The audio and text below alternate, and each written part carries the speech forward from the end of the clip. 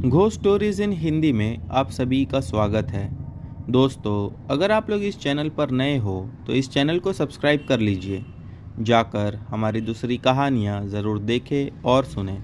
आप लोगों को बहुत मज़ा आएगा। साथ ही साथ डिस्क्रिप्शन बॉक्स में हमारा व्हाट्सएप का नंबर है और ईमेल आईडी का लिंक है।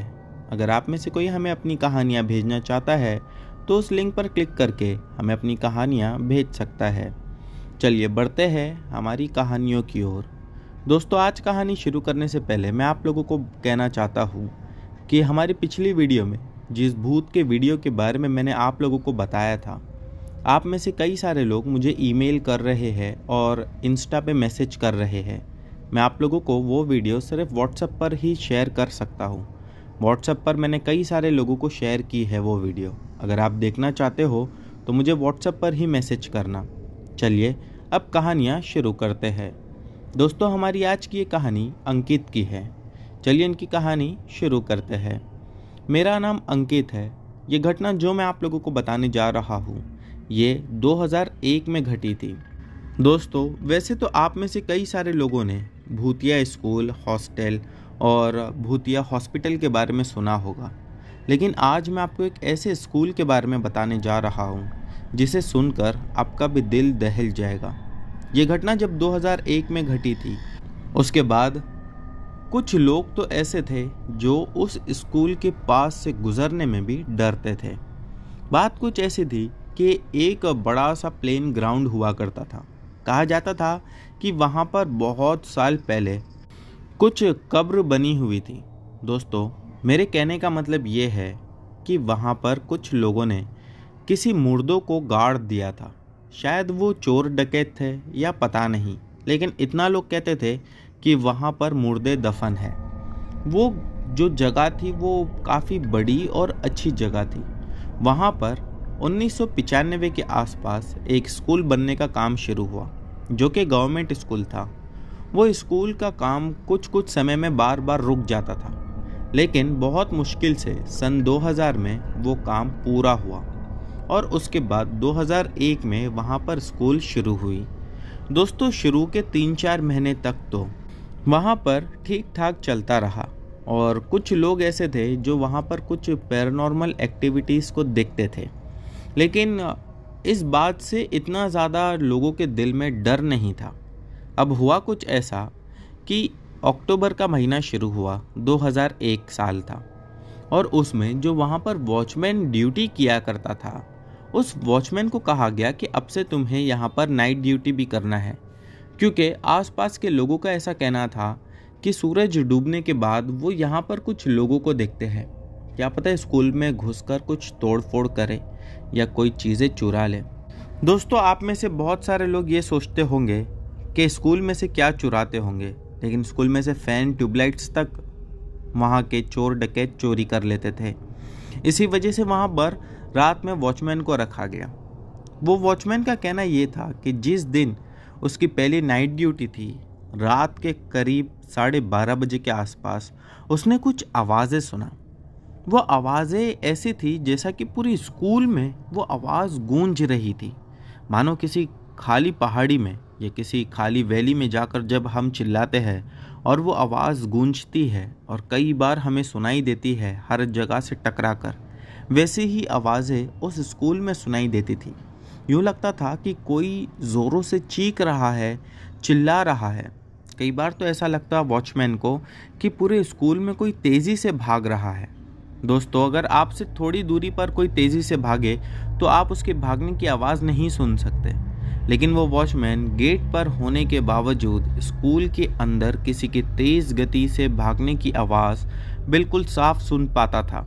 उसका कहना यह भी था कि जैसे ही रात में फिर 1 बजे, यानी कि थोड़ा सा टाइम और गुजरा था, कि उसने देखा अचानक से कुछ लोग उसे उसी बिल्डिंग में या उसी स्कूल की खिड़कियों में नज़र आ रहे थे, जो अंदर से खिड़कियों को खटखटा रहे थे। ऐसा लग रहा था कि वो खिड़कियां इसलिए खटखटा रहे हैं कि उन्हें बाहर आना है। दोस्तों, सोचने वाली बात ये थी कि अंधेरा इतना ज़्यादा था, उसके बावजूद वो लोग खिड़की पर बिल्कुल साफ दिखते थे, यानी कि उनकी काली डार्क परछाई खिड़कियों पर दिखाई देती थी। वॉचमैन ने वहीं से गेट पर से ही खड़े होकर चिल्लाया कि अंदर कौन है वहाँ और क्या चाहता है। उनमें से किसी का कोई जवाब नहीं आया, लेकिन दोस्तों एक खिड़की जो कि एकदम कोने की साइड में थी उसी स्कूल के, वो फूट गई। कांच की खिड़की थी और जब वो फूटी तब उस वॉचमैन ने देखा कि काला धुआं जैसा कुछ तो है जो उसमें से बाहर आ रहा है। वो इसे देखकर घबरा गया और वो जल्दी से स्कूल के गेट के बाहर आ गया। उसे पता था कि अगर मैं अंदर ही रहूँगा तो मेरी जान को खतरा है। इस वजह से वो बाहर आकर रुककर देखने लगा। जब वो वहाँ खड़े होकर देख रहा था तब उसने एक और चीज़ देखी। वो ये थी कि जो काला धुआं निकला अब वो एक किसी इंसानी शरीर का आकार बनकर वहीं पर रुक गया था और वो धुआं उसके बाद में वहाँ से हटा और ठीक गेट के पास आकर खड़ा हो गया। वॉचमैन ये जब देखा तब उसे पसीने छूट गए थे डर की वजह से। वो भागना चाहा और उसके पैर लड़खड़ा गए। वो वहीं पर गिर गया। जैसे ही गिरा वैसे ही उस स्कूल का गेट अपने आप एक चिरमिराती हुई आवाज़ करते हुए खुला और जो काली परछाई गेट के उस पार यानी स्कूल की साइड में खड़ी हुई थी उसने वहीं से अपने हाथों को लंबा किया और उस वॉचमैन की टांग पकड़कर उसे अंदर खींचने लगा। वो अंदर खींचते हुए उसे उसी खिड़की से अपने साथ उस कमरे में ले गया। दोस्तों खिड़की की कांच टूटी हुई थी, इसी वजह से जब उस वॉचमैन का शरीर उस खिड़की की एज को टकराया या रगड़ते हुए जब उसके शरीर को अंदर लिया गया तब छोटे छोटे कांच के टुकड़े उस वॉचमैन के शरीर में घुस चुके थे। वो दर्द से चीखता चिल्लाता रहा, लेकिन इतनी रात में तो गांव में सभी लोग सो जाते हैं, इसी वजह से किसी को भी उसकी आवाज़ सुनाई नहीं दी। और दूसरी बात दोस्तों ये भी थी कि वो जो स्कूल था वो गांव से 200 मीटर की बाहर की साइड में बना हुआ था। इसके बाद जब उसे अंदर खींच लिया गया तब उसका कहना ये था कि मैंने बड़ी बड़ी परछाइयों को देखा। एक परछाई तो इतनी लंबी थी कि उसका आधा ही धड़ दिखाई दे रहा था, आधा धड़ उसका दिखाई नहीं दे रहा था। उसका ये भी कहना था कि वो परछाइयाँ दीवार पर नहीं बल्कि गाढ़े काले धुएं के रूप में उसके सामने थी। वो वहीं पर खड़े होकर बहुत ज़्यादा रोने लगा और जो शरीर में कांचें घुसी हुई थी उसे निकालने लगा कि तभी ही एक आवाज़ वहाँ पर गूंज उठी, यहाँ से चला जा और दोबारा आने की कोशिश नहीं करना। बस इतना कहना था कि उसे किसी ने हवा में उठाकर उस खिड़की से दोबारा बाहर फेंका और वो वॉचमैन लुढ़कता पड़ता वहाँ से निकलने लगा। जैसे ही वो मेन गेट के पास पहुँचा तो गेट तो बंद था और वो खुलने का नाम ही नहीं ले रहा था। वो वहीं खड़े होकर चिल्लाने लगा, मुझे जाने दो, मैं दोबारा यहाँ कभी नहीं आऊँगा। फिर से उसके कानों में किसी ने खुसफुसाते हुए कहा कि ये बात किसी से ना कहना। वो वॉचमैन वहाँ से तो भागता हुआ निकल गया। शुरू में उस पर इतना ज़्यादा डर था और इतनी वहशत थी उन भूतों की कि उसने ये बात किसी को नहीं बताया। लेकिन फिर 7 से 8 दिन के बाद उसने ये घटना अपनी पत्नी को बताई। उसकी पत्नी ने जब ये सुना तो उसकी पत्नी उससे कहने लगी कि तुमने ये सारी बात पहले क्यों नहीं बताई। वो कहने लगा उन लोगों ने मना किया था। ये जब उसकी पत्नी ने सुना तो उसकी पत्नी कहने लगी कि आप यहाँ पर आराम करो, मैं एक बाबा को जानती हूँ, उन्हें बुलाकर लाती हूँ, शायद वो इसमें कुछ हमारी और ज़्यादा मदद कर सके। उसकी पत्नी इतना कहकर जब वो वहाँ से बाहर निकली, उसके बाद में कहा जाता है कि उसके साथ क्या हुआ ये कोई नहीं जानता। लेकिन जब उसकी पत्नी दोबारा कुछ ही समय के बाद लौटी तो उसने देखा कि उस वॉचमैन के शरीर में हर जगह बड़ी बड़ी कांच घुसी हुई मिली। और अजीब बात ये थी कि उनके घर में कांच की खिड़कियां नहीं थी। वो कांच कहाँ से आई थी ये बात कोई नहीं जानता था और उसकी दोस्तों बुरी तरह से मौत हो चुकी थी। कहा जाता है कि ज़रूर उसने अपनी पत्नी को बताया, इसीलिए वही आत्माएं दोबारा आकर उसे जान से मार दी। दोस्तों इस घटना के बाद लोग वहाँ से गुजरने में भी डरने लगे और अगर किसी को बोला जाता कि वहाँ पर वॉचमैन की नौकरी करना है तो कोई भी मना कर देता। इसी के साथ अब दोस्तों, जो बच्चे वहाँ पर पढ़ते थे वो लोग भी डरने लगे कि हमें ये स्कूल में नहीं जाना है। कहा जाता है कि उनकी स्कूल के टाइमिंग के समय कुछ भी दुर्घटना नहीं घटती थी। एक वहाँ पर जो टीचर था, जिसकी उम्र कुछ 27 से 28 साल की थी, उसका कहना ये था कि जब भी वो वॉशरूम जाता है तब उसे कुछ महसूस होता है, ऐसा लगता है कि उसके साथ में वहाँ पर कोई है। उसका कहना ये भी था कि बचपन से ही मुझे भूत आत्माएं दिखाई देते थे और महसूस होते थे। शायद इसी वजह से सिर्फ मैं एक लौता हूँ जिसे अब भी वो आत्माएं महसूस होती है दिन के समय। बाकी किसी के साथ कुछ नहीं होता था। दोस्तों, कई सालों तक वहाँ पर उसके बाद नाइट ड्यूटी के लिए कोई वॉचमैन नहीं रखा गया। फिर 2007 में कहा जाता है कि वहाँ पर एक बड़ी सी पूजा करवाई गई, वहाँ पर हवन हुआ और उसी स्कूल में मंदिर की स्थापना करी गई। इसके बाद जो भूत प्रेत और सारी चीज़ें थी वो एकदम से कहीं गायब हो गई। अब वहाँ पर वॉचमैन्स नाइट ड्यूटी करते हैं और उन्हें कभी भी कोई भूत प्रेत आत्मा दिखाई नहीं दी और ना ही तो महसूस हुई। तो दोस्तों, ये थी अंकित जी की कहानी। बढ़ते हैं अगली कहानी की ओर। दोस्तों, हमारी अगली कहानी आर्या की है। चलिए इनकी कहानी शुरू करते हैं। मेरा नाम आर्या है। आज जो घटना मैं आप लोगों को सुनाने जा रहा हूँ, ये घटना मेरे और मेरी बहन के बच्चों के साथ घटा था। दरअसल दोस्तों, घटना कुछ ऐसी है कि मैं, मेरी बहन और उनके बच्चे, हम सभी लोग उनके ससुराल से लौट रहे थे। मैं उन्हें लेने के लिए गया हुआ था। उनका ससुराल हमारे घर से काफ़ी दूर था। वैसे यूजुअली तो वो हमेशा ही ट्रेन से आती जाती थी, लेकिन वो पहली बार था कि जब मैं उन्हें लेने के लिए गया था। मेरे जो बहन के बच्चे थे वो भी काफ़ी ज़्यादा एक्साइटेड थे कि पहली बार हम इतना लंबा रोड ट्रिप करेंगे। हम सभी खुश थे। मैं जब उसके ससुराल से निकल रहा था उन लोगों को लेकर, तभी ही मेरी बहन की जो सास थी उसने मुझसे कहा कि तुम लोग जल्दी निकल जाओ, और एक रास्ते के बारे में उसने बताया था। कहा था कि उस रास्ते को जल्दी ही पार कर लेना, वरना वो रास्ता ठीक नहीं है। ऐसा लग रहा था जैसा कि वो हमें किसी चीज़ की चेतावनी दे रही है। मैंने गाड़ी में बैठते ही मेरी बहन से पूछा कि उस रास्ते से क्यों उन्होंने ऐसा कहा कि जल्दी निकल जाना। मेरी बहन हंसने लगी। वो कहने लगी कि मेरी सास सुपरस्टिशियस चीज़ों पर कुछ ज़्यादा ही बिलीव करती है और भूत प्रेतों में भी वो ज़्यादा ही विश्वास रखती है। मैंने कहा कि विश्वास तो रखना चाहिए, क्योंकि भूत प्रेत तो सच में होते हैं। वो हंसने लगी, कहने लगी कि चल अभी गाड़ी चला, और बच्चे भी डर जाएंगे तेरी ये सब बात सुनकर। हम वहाँ से शाम के कुछ 7 या 8 बजे निकले। हमारे घर पहुँचने में हमें पता था कि काफ़ी समय लगने वाला है। रात के 1 या 2 बज ही जाएंगे वहाँ पर पहुँचते पहुँचते। हम वहाँ से निकले। करीब 9:30 बजे के आसपास हमने एक जगह पर हॉल्ट लिया। वैसे खाना खाने का रास्ते में रुककर कोई प्लान नहीं था, लेकिन बच्चे कहने लगे कि मामा भूख लग रही है, तो मुझे गाड़ी रोकना पड़ा। जिस रास्ते के बारे में उसकी सास ने चेतावनी दी थी वो अभी खाना खाने के बाद कुछ ही समय में शुरू होने वाला था।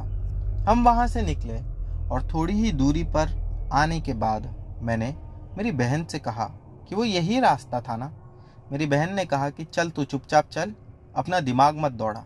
वो चिढ़ सी गई थी मेरे ऊपर, शायद इस वजह से क्योंकि मैं बार बार उसकी वो सास की बात को याद दिला रहा था। जब हम वहाँ से गुजर रहे थे, रास्ते में मैंने देखा कि आसपास गाड़ियाँ काफ़ी कम गुजरती हुई दिखाई दे रही थी। यूं भी लग रहा था कि शायद जो दूसरी गाड़ियाँ हैं वो कोई इसका दूसरा रास्ता लेती होगी जाने के लिए, लेकिन हम तो वही रास्ता लिए हुए थे। वो रास्ते पे चलते चलते यूं लगने लगा जैसा कि गाड़ी काफ़ी ज़्यादा लोड लेकर चल रही है, मानो गाड़ी के टायरों में हवा ही ना हो या टायर फट से गए हो। अभी हम बात कर रहे थे कि एकदम से एक जोर की आवाज आई और ऐसा लगा कि जैसा किसी ने पीछे से गाड़ी को ठोक दिया हो। मैंने ब्रेक मारा अर्जेंटली, और जब देखा तो गाड़ी में जो मेरी बहन के बच्चे थे वो सब उठ चुके थे नींद से, और पीछे हम जाकर देखने लगे तो पीछे हमारे कोई भी गाड़ी नहीं थी। गाड़ी पीछे से मैंने चेक भी किया, कोई डेंट नहीं था। समझ में नहीं आ रहा था कि ये कैसे हुआ। मैं दोबारा से गाड़ी में बैठा। मैंने मेरी बहन से कहा कि अपने साइड के शीशे ऊपर चढ़ा ले। उसने शीशे ऊपर कर ली। उसके बाद हम दोबारा एक बार फिर वहां से निकल पड़े। कुछ दूर आगे जाने के बाद दोस्तों रास्ते के बाईं ओर एक आदमी खड़ा हुआ दिखा। हम शायद 4 से 5 किलोमीटर ही आगे बढ़े थे। जब वो वहां पर आदमी दिखा तो वो आदमी हमसे लिफ्ट मांग रहा था। मेरी बहन ने कहा कि गाड़ी रोकना नहीं।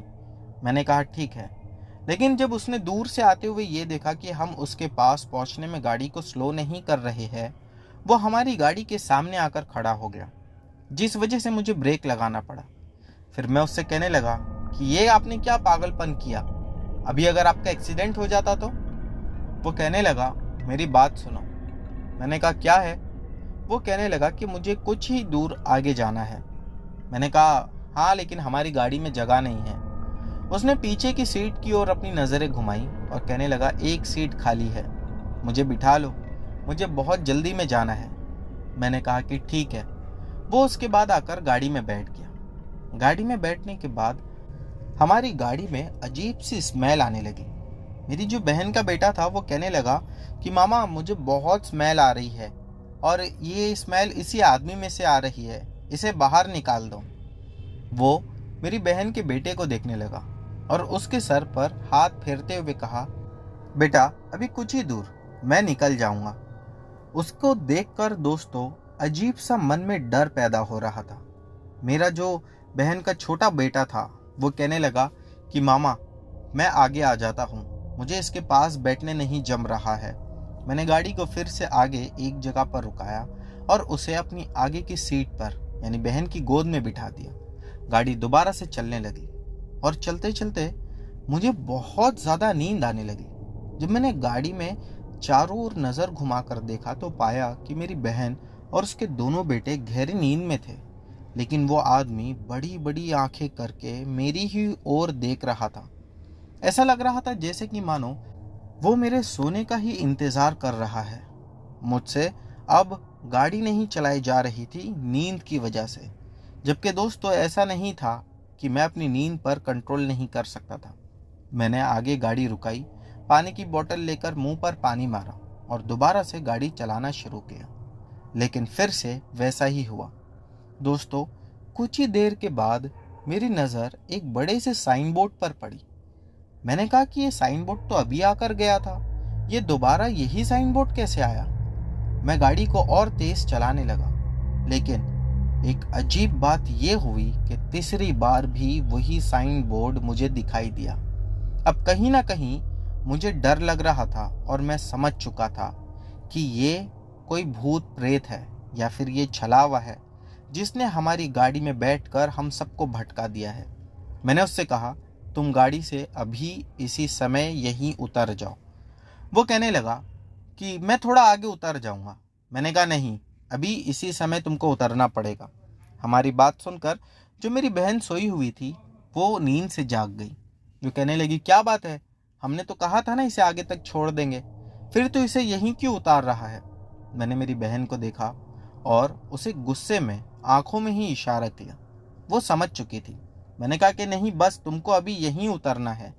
दोस्तों अब वो मुझसे ऐसे जिद कर रहा था जैसा कि मानो गाड़ी उसकी खुद की हो और हम सब उसकी गाड़ी में लिफ्ट के लिए बैठे हो। मुझे अब गुस्सा बहुत ज़्यादा आ रहा था। मैंने अपना गाड़ी का दरवाज़ा खोला। पीछे जाकर जब उसका दरवाज़ा खोला और उसे पकड़ने के लिए अपना हाथ आगे बढ़ाया, तब मैंने देखा कि मेरे हाथ में उसका शरीर कहीं टच ही नहीं हो रहा था, यानी उसके शरीर के आर पार मेरा हाथ घूम रहा था। यह तो अच्छा था कि दोनों बच्चे गहरी नींद में थे, इसीलिए वो डरे नहीं। अगर वो जागते होते तो शायद हार्ट अटैक से मर जाते। मैं ये देखकर हक्का बक्का रह गया कि ये क्या था। मेरी बहन जो कि अब तक वो आदमी के सपोर्ट में थी और कहीं ना कहीं वो नहीं चाहती थी कि मैं उसे उतारूं, वो भी देखकर सटपटा गई और वो कहने लगी कि यहाँ से निकलो हमारी गाड़ी से। वो आदमी हंसने लगा और हम उस समय खुद को इतना ज़्यादा मजबूर समझ रहे थे कि हम चाह कर भी अब उसे गाड़ी से बाहर नहीं निकाल पा रहे थे। फिर मेरी बहन ने अपना तुरंत ही पर्स खोला। उसके पर्स में भगवान की कुछ फोटोज थी उसने वो फोटो निकाले और तुरंत ही उसके पास हाथ आगे बढ़ाने लगी। वो ये देखकर एकदम एक झटके से वहां से बाहर निकला और हम सबको देखने लगा। वो दूर खड़ा ही था और देखकर हंस ही रहा था। कहने लगा, यहाँ से बाहर नहीं निकल पाओगे। मैंने मेरी बहन से कहा कि हम सब भगवान का नाम जपते रहेंगे और जब तक यहाँ से नहीं निकल जाते तब तक हम भगवान का नाम जपना नहीं बंद करेंगे। दोस्तों, फिर क्या था, हम सभी ने भगवान का नाम जपना शुरू किया और कुछ ही देर में हम लोग उस रास्ते से बाहर निकल चुके थे। घर आने के बाद जब ये घटना हमने अपने घर वालों को यानी मेरी मम्मी को सुनाई, मेरी मम्मी सुनकर दंग रह गई और वो कहने लगी कि अब कभी भी तुम लोग बाई रोड आया जाया नहीं करोगे। तो दोस्तों, ये थी आर्या जी के साथ घटी एक भूतिया घटना। बढ़ते हैं हमारी अगली कहानी की ओर। दोस्तों, हमारी अगली कहानी साहिल की है। चलिए इनकी कहानी शुरू करते हैं। मेरा नाम साहिल है। आज जो घटना मैं आप लोगों को सुनाने जा रहा हूँ, ये घटना मुझे मेरे दादाजी ने बताई थी। उस समय मेरी उम्र कुछ 20 से 21 साल की थी। दादाजी बताते हैं कि ये घटना मेरे साथ कई साल पहले घटी। दादाजी जब अपनी खेतों में काम करने के लिए जाया करते थे। दादाजी की जो खेत थी, उस खेत को लगकर ही बड़ा सा पानी का एक तालाब था। वो तालाब में से ही पानी यूज करते थे अपनी खेत के लिए। कहते थे कि उस तालाब में से आसपास की जितनी खेत थी, वहीं से लोग पानी लेकर अपनी अपनी खेत में यूज किया करते थे। एक दिन दादाजी बताते हैं कि रात का समय था। मैं खेत में पानी डालने के लिए गया हुआ था। जब मैं खेत में पानी डालने के लिए गया और तालाब के पास जाकर पानी निकालने लगा, तब मैंने कुछ अजीब सा देखा जो आज से पहले मैंने कभी कहीं नहीं देखा था। वो ऐसा था कि सामने तालाब के दूसरी ओर एक आदमी और एक औरत खड़े हुए नजर आ रहे थे। वो आदमी और औरत कुछ नहीं कर रहे थे, ना आपस में बात कर रहे थे, ना हिल रहे थे। बस वो खड़े होकर मुझे ही देखे जा रहे थे। मैंने तालाब की दूसरी ओर से आवाज लगाई, कौन है आप लोग? आप लोगों को कुछ हेल्प चाहिए क्या? लेकिन उनमें से किसी ने मुझसे कुछ नहीं कहा। बस वो जैसे खड़े थे वो ठीक वैसे ही खड़े हुए थे, ना ही तो बिल्कुल हिले थे। मुझे लगा कि उन्हें कुछ काम होगा, इसी वजह से वो लोग वहां पर है। उसके बाद मैं अपने काम में लग गया। मैं अपनी खेत में पानी डालने में बिजी हो गया। कुछ समय और बीता था कि मैंने फिर से उन लोगों को देखा कि वो लोग तालाब के और करीब आकर खड़े थे, लेकिन इस बार भी बिल्कुल हिल नहीं रहे थे, ना ही तो आपस में बात कर रहे थे। मैंने जोर से एक आवाज लगाई, आप लोग कौन हो? इस बार भी किसी का कोई जवाब नहीं था। मेरे दादाजी बताते हैं कि उस समय मुझे ऐसा महसूस हो रहा था कि वो इंसान शायद मुझसे कुछ कहना चाहता है, लेकिन मैं काफी उससे दूर हूँ, इस वजह से वो कह नहीं रहा। दादाजी खेत का काम खत्म करके उनके पास गए, यानी पूरे तालाब को घूमकर दूसरी ओर से उनके पास पहुंचे। वहां जाकर दादाजी ने जब उनसे बात करने की सोची, तो दादाजी ने पाया कि वो लोग जमीन पर नहीं खड़े थे, बल्कि जमीन से कुछ ऊपर हवा में तैर रहे थे। और जो लड़की थी या वो औरत थी, उसके पैर पीछे की ओर मुड़े हुए थे। इसी के साथ दोस्तों, एक डरा देने वाली बात ये थी कि जब दादाजी ने उन लोगों को देखा इस कंडीशन में, दादाजी बहुत ज़्यादा डर गए। लेकिन वो जो औरत थी वो दादाजी के करीब आने लगी और करीब आकर एकदम दादाजी के सामने वो हवा में तैरती हुई रुक गई। जो आदमी था वो पीछे से दादाजी की ओर स्पीड में आया और दादाजी को जोर से धक्का दिया, जिसके बाद मेरे दादाजी कई फीट हवा में उड़कर जमीन पर गिरे। दादाजी अपनी जान बचाने के लिए वहां से भागने लगे। दादाजी ने देखा कि वो लोग शॉर्टकट मारते हुए उस तालाब के ऊपर भागते हुए, या यूं कहिए कि फिर से हवा में तैरते हुए तालाब के ऊपर से दादाजी के पास पहुंचे। दादाजी बताते हैं कि जब तक वो लोग तालाब के ऊपर से नहीं आए थे, मुझे लग रहा था कि ये शायद मेरा वहम है, ये लोग जमीन पर ही खड़े हैं, लेकिन अंधेरे की वजह से मुझे लग रहा है कि ये लोग हवा में उड़ रहे हैं। और फिर दादाजी का जब वो लोग पीछा करने लगे, दादाजी अपनी खेत पार करके दूसरी खेत में कूद चुके थे। तभी ही वो लोगों ने भी तेज गति से दादाजी का पीछा किया और दूसरी बार फिर से धक्का मारा। दोस्तों, उनमें से जो आदमी था वो दादाजी का हाथ पकड़कर उनको घसीटने लगा तालाब की ओर, और घसीटते हुए दादाजी को वो तालाब में फेंक दिया। दादाजी खुद को बचाने लगे, लेकिन जो औरत थी वो दादाजी के ऊपर चढ़कर बैठ गई और वो उन्हें अंदर डुबोकर मार देना चाहती थी।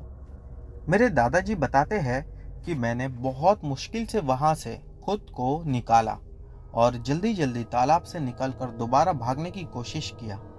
इस बार वो आदमी कहीं दिखाई नहीं दे रहा था, बस वो औरत उड़ते हुए मुझे दिखाई दे रही थी। सोचने वाली बात ये थी कि वो आदमी कहाँ गायब हो गया था। वो औरत मेरे घर पहुंचने तक मेरा पीछा करने लगी। जब दादाजी घर के अंदर घुसे तभी उन्होंने देखा कि जो उनकी पत्नी थी, यानी मेरी दादी, वो अंदर बैठकर किसी से बात कर रही थी। दादा ने कहा, तू किससे बात कर रही थी? दादी ने कहा कि अभी एक आदमी आया था और वो कह रहा था कि आज आप रात में नहीं लौट सकेंगे, लेकिन फिर वो आदमी कहीं गायब हो गया। जैसे ही आप घर में घुसे वो शायद दीवार के आर पार हो गया। ये कहकर दादी दादा से गले लग गई और वो रोने लगी। दादा को पानी में इस तरह भीगा हुआ देखकर वो दादाजी से पूछने लगी कि आपके साथ क्या हुआ। दादा ने पूरी घटना दादी को बताई। दादी इसके बाद कहने लगी कि एक काम करते हैं, हम अभी ही इस घर को छोड़कर चले जाते हैं। दादा कहने लगे, तू पागल है, इतनी रात में हम कहाँ जाएंगे? वो दोनों काफी ज्यादा डरे हुए थे। उसके बाद वो लोग अगली सुबह होते ही पास में जो उनके पड़ोस में कुछ लोग रहते थे, उन लोगों को ये बात बताई। उन लोगों ने कहा कि हो सकता है वो कोई भूत और चुड़ैल ही हो, लेकिन कहीं ना कहीं जो गांव में लोग रहा करते थे उनमें से कुछ का ये कहना था कि जिन लोगों को मारा गया था जानबूझकर, ये वही दो लोगों की आत्मा है। दोस्तों, इस घटना से कुछ समय पहले ही एक आदमी और एक औरत को गांव के कुछ लोगों ने मार दिया था। वो बात कभी सामने नहीं आई कि किसने उन्हें मारा, लेकिन वो आत्मा शायद अपना बदला लेने के लिए ही दोनों भी लौट आए थे।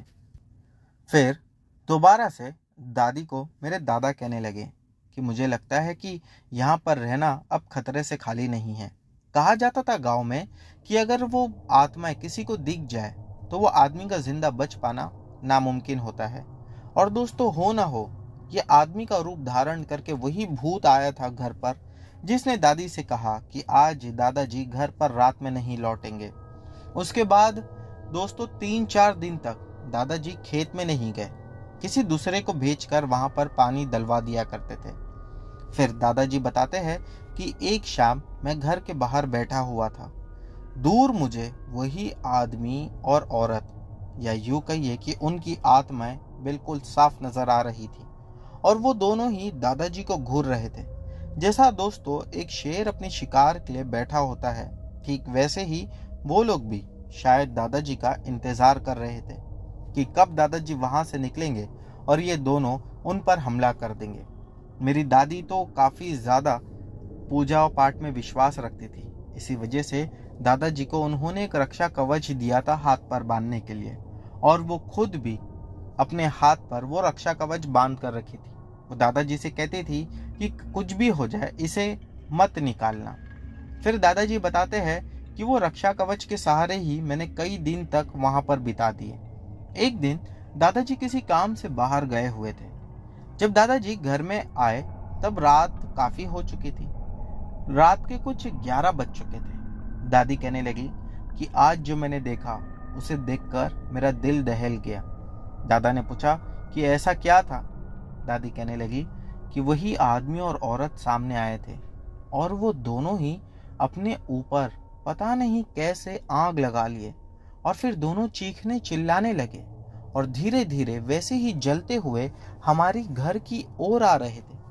दादाजी कहने लगे कि कहीं ऐसा तो नहीं कि वो आत्माएं हमें कोई संकेत देना चाह रही हो। अगले दिन सुबह उठकर दादी और दादा वहां से 35 किलोमीटर दूरी पर एक बड़ा सा मंदिर था, वहां पहुंचे। वहां जाकर उन्होंने वहां के पुजारी जी को सारी बात बताई। वो पुजारी जी कहने लगे कि वो आत्माएं तुम्हें संकेत नहीं देना चाहती, बल्कि वो ये समझती है कि उनकी मौत में कहीं तुम्हारा भी हाथ था।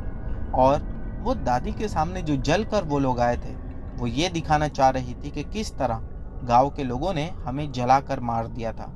फिर वो पुजारी जी ने यह भी कहा कि उन आत्माओं से दादी जी को कोई खतरा नहीं, बल्कि खतरा दादा की जान को था, और वो लोग शायद दादा को जान से मारने की चक्कर में थे। दोस्तों, उसके बाद पुजारी जी ने दादाजी से कहा कि कुछ समय के लिए गांव से दूर हट जाना ही ठीक होगा। रक्षा कवच जब तक तुम्हारे पास है, वो आत्मा तुम्हें परेशान नहीं करेगी, लेकिन हाँ, वो तुम्हें दूर से दिखाई जरूर देगी। दादा और दादी उसके बाद खेत का सारा काम मेरे दादा के छोटे भाई को सौंप कर वो लोग शहर आ गए। फिर दादा बताते हैं कि मैं उसके बाद 2.5 साल लगे मुझे दोबारा गांव जाने। जब मैं दोबारा गांव गया और वहां पे लोगों को पूछा, तब लोगों ने कहा कि एक रात की बात है, 11 लोग उसी तालाब में मरे पड़े मिले, जिसके बाद कोई भी आत्माएं दिखाई नहीं दी। वो 11 लोग भी हमारे ही गांव के थे।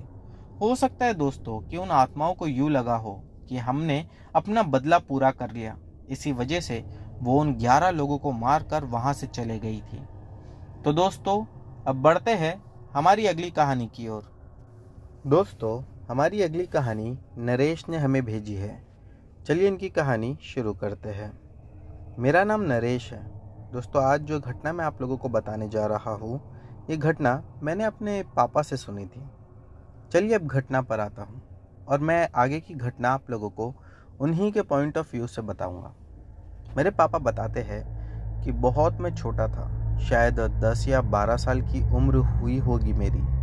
उस समय हमारे गांव में टांगे चला करते थे, जैसे कि घोड़ा गाड़ी या बैल गाड़ी, और इसी से लोग एक जगह से दूसरी जगह जाते थे।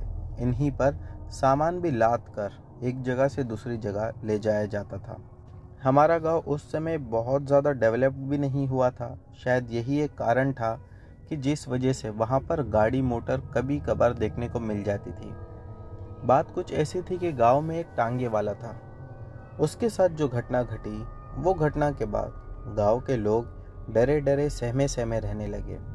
वो बताता है कि एक रात की बात है, जब मैं स्टेशन से टांगा लेकर अपने घर पर आ रहा था, तब रास्ते में जो कच्ची सड़क पड़ती थी, और वो कच्ची सड़क को लगकर आसपास जंगली इलाका था। तब उसे वहाँ पर कुछ लोग मिले। 4 लोग थे। उन्होंने उसे एक जगह का पता बताया। सर्दियों की रात थी, तो उस टांगे वाले ने कहा कि इतनी रात में मैं वहाँ तक नहीं जा सकता। मेरा घर यहाँ से 2 ही किलोमीटर पर दूर है, और आपको जहाँ पर जाना है वो यहाँ से काफ़ी दूर है।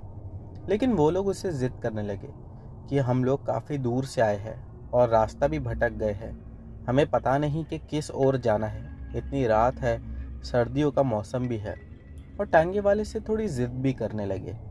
टांगे वाले ने जब उनकी मजबूरी देखा, तो वो उन्हें मना नहीं कर पाया, और वो कहने लगा कि ठीक है, मैं आप लोगों को वहाँ तक छोड़ देता हूँ। जिस जगह पर वो लोगों को जाना था वो पहाड़ी इलाका था। टांगे वाले ने बात मान ली, और उसके बाद उन लोगों को बिठाया और उसी जगह पर ले जाकर छोड़ दिया। वो टांगे वाले से कहने लगे कि हमें सिर्फ 10 मिनट का काम है यहाँ पर, फिर आप हमें वहीं पर लेकर चलना। एक बात ये भी थी कि रास्ते में जाते जाते बीच में कब्रिस्तान पड़ता था, तो 2 लोग उसी कब्रिस्तान पर उतर गए थे, और बाकी के 2 लोग उसी पहाड़ी इलाके पे जाकर उतरे थे। वो टांगे वाला उन लोगों से कहने लगा कि आप लोग के लिए यहाँ पर रुकना है। आप लोगों ने कहा कि हम लोग कहीं दूर से आए हैं, तो क्या 10 ही मिनट के लिए आए हुए थे? वो लोग कहने लगे कि हाँ, बस 10 ही मिनट का काम है। वो टांगे वाला उन लोगों को देख ही रहा था कि वो लोग धीरे धीरे पहाड़ चढ़ रहे थे। उसे देखकर बहुत अजीब भी लग रहा था कि पहाड़ पर तो कोई नहीं रहता, फिर ये लोग पहाड़ पर जाकर करेंगे क्या? लेकिन वो वहीं पर खड़ा होकर उन्हें देख रहा था। फिर धीरे धीरे अंधेरे में वो लोग गायब हो गए। जब पहाड़ पर वो लोग चढ़ गए, तब दूर से वो टांगे वाले को वो लोग दिखाई देने लगे। उनमें से एक ने पीछे पलटकर टांगे वाले को देखा और अपने हाथों को हिलाने लगा। वो टांगे वाले को लगा कि शायद वो उसे रुकने का ही इशारा कर रहा है। वो वहीं पर खड़ा था। 10 मिनट हुए कि वो लोग वहाँ से नीचे उतरना शुरू कर दिए। उसके बाद वो दोनों ही टांगे में बैठ गए और कहने लगे कि अब चलो। टांगे वाला उन लोगों से कहने लगा कि बाकी के जो दूसरे 2 लोग हैं वो आएंगे आपके साथ। इतना कहना था कि जो पीछे बैठे 2 लोग थे वो एकदम से गुस्से में बोले, तुम्हें क्या करना है? जहाँ से हमें लिए थे वहीं पर हमें छोड़ दो। टांगे वाले ने कहा कि ठीक है, क्योंकि उसे एक बात ये खटक रही थी कि कब्रिस्तान के पास जो 2 लोग उतरे थे वहाँ तो आसपास कोई घर भी नहीं था और ना ही तो वहाँ पर कोई बस्ती थी। तो वो कब्रिस्तान में इतनी रात में चले गए और जाकर क्या किए होंगे। वो यही सोचकर अपना टांगा चला रहा था कि देखते ही देखते वो रास्ते में कब्रिस्तान फिर से पड़ा। अब जो बाकी के 2 लोग थे वो उससे कहने लगे कि हमें भी यहीं पर उतार दो। इतना सुनना था कि वो टांगे वाला कहने लगा कि आप लोग यहीं पर उतर जाओगे, तो आप लोगों को तो मैंने कहीं दूसरी जगह से पिकअप किया था। वो लोग कहने लगे कि नहीं, हमें यहीं पर उतार दो। वो लोग टांगे से उतर गए और उसके बाद उस आदमी को वो लोगों ने कुछ पैसा दिया। वो टांगे वाला बताता है कि जैसे ही टांगा मैंने वहाँ से मोड़ा और मोड़ने के बाद जब पीछे पलट कर देखा तो वो दोनों वहाँ पर नहीं थे। वो एकदम से कहीं गायब हो गए थे, जबकि रास्ता दूर दूर तक बिल्कुल साफ दिखाई दे रहा था। अब वो लोग कहाँ गए ये बात मुझे समझ में नहीं आई। मैं अपने घर पर आ गया। घर आने के बाद मैं काफ़ी परेशान था कि आखिर वो लोग गए तो गए कहाँ।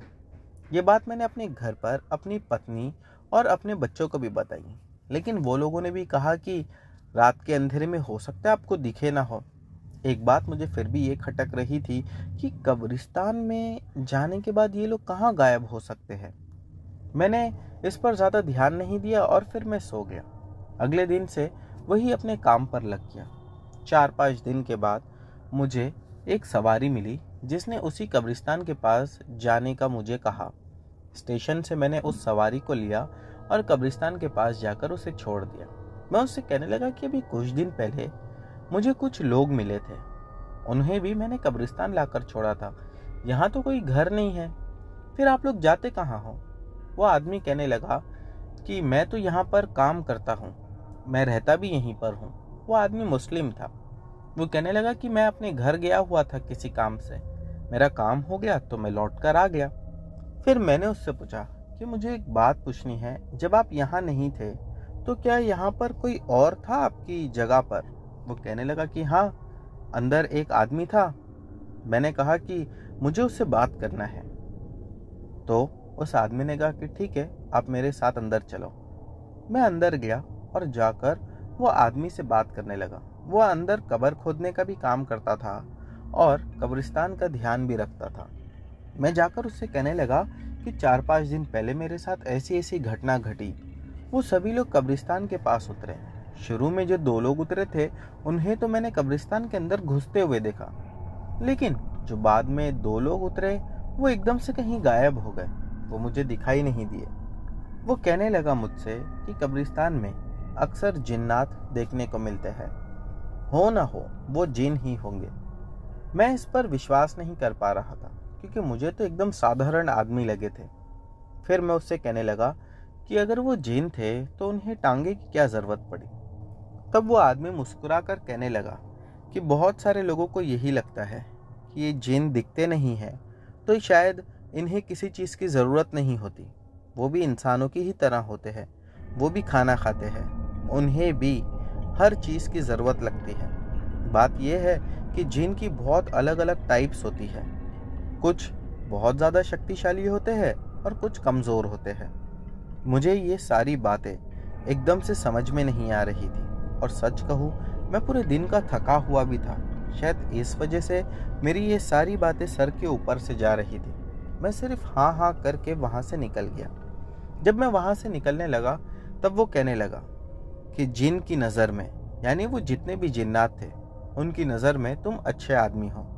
देखना, अगर फिर कभी तुम्हारे साथ ऐसा हुआ कि तुम्हें घर लौटने में देरी हुई तो वो लोग तुम्हें ज़रूर उसी जगह पर या उसी रास्ते पर मिलेंगे।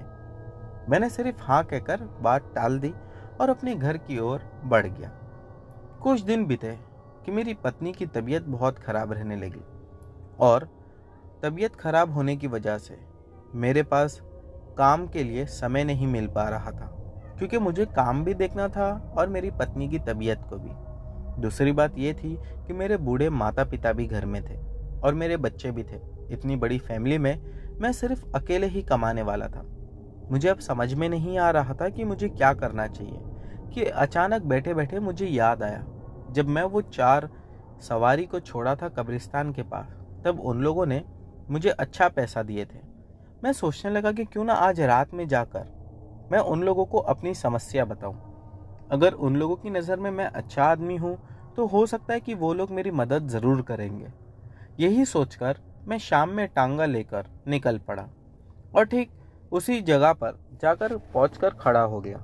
लेकिन मैं जानता था कि वो लोग इतनी जल्दी नहीं मिलेंगे, इसीलिए कुछ ही समय रुकने के बाद मैं वहां से निकलकर स्टेशन गया और 2-4 सवारियों को लेकर मैं उनकी जगह छोड़ा।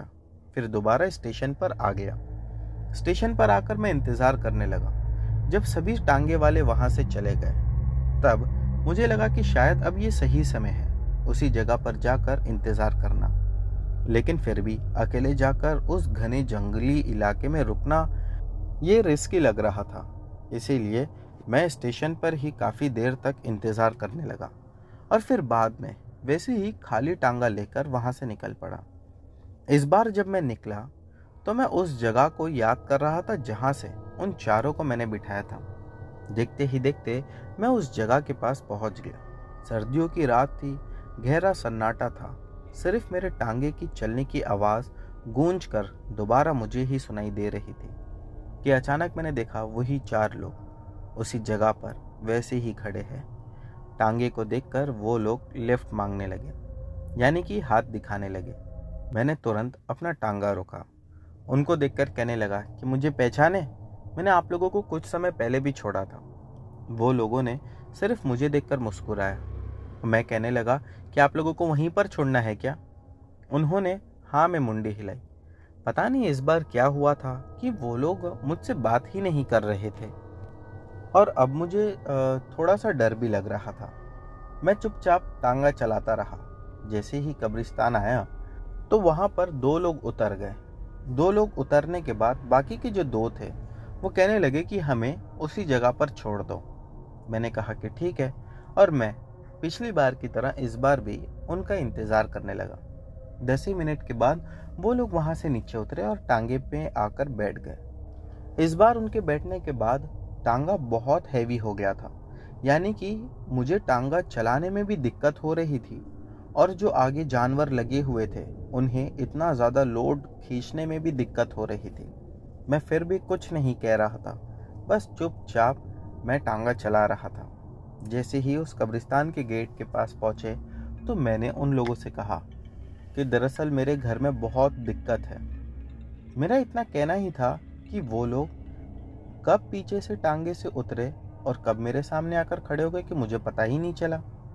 इसके बाद आगे मैं कुछ बोलता कि उससे पहले ही काफ़ी ज़्यादा पैसा वो लोगों ने निकाल कर मेरे हाथ में रख दिया।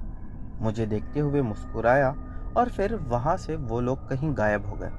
मुझे डर तो बहुत लग रहा था, लेकिन मन में इस बात की खुशी भी थी कि ये पैसों से अब मेरी दिक्कतें दूर हो जाएगी। मैं जल्दी जल्दी घर पर आया, खुशी खुशी। घर आने के बाद जब भी मैंने अपने घर पर ये सारी बात बताया तो घर पर मुझे बहुत डांट लगाई। मेरे पिताजी कहने लगे कि ऐसा दोबारा बिल्कुल नहीं करना। जब भी जिन कोई चीज़ हमें देते हैं तो उसके बदले में कुछ ना कुछ मांगते हैं। मैं कहने लगा कि वो लोगों ने तो मुझसे कुछ नहीं मांगा।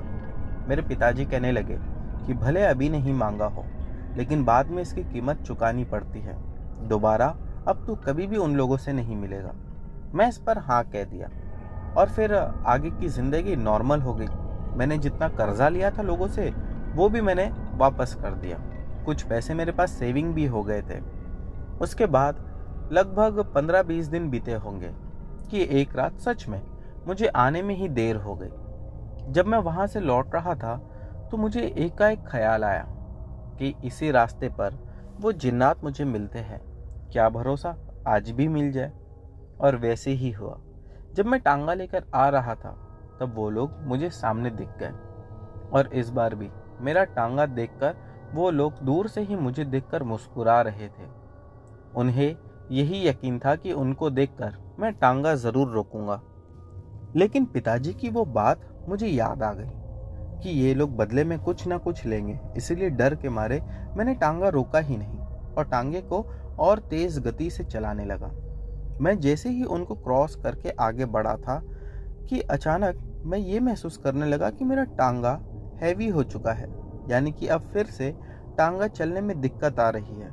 मैं तुरंत पीछे मुड़कर देखा तो वो चारों के चारों टांगे में बैठे हुए थे और मुझे देखकर गुस्से में वो शायद कुछ बोल रहे थे।